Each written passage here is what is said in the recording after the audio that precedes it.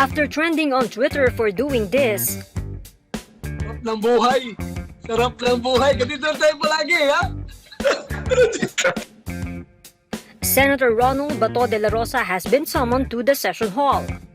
According to there is a directive that's being ordered by Senator Lacson, Tolentino, Gatchalian, and myself.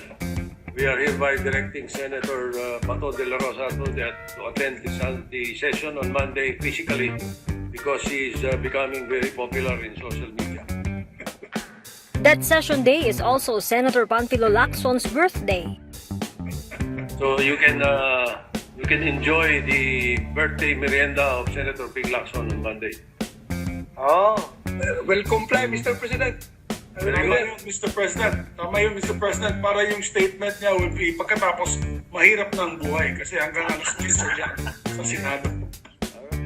De la Rosa has explained to reporters his famous reaction on Zoom. The former PNP chief believes sessions are more efficient when it is done in a hybrid fashion.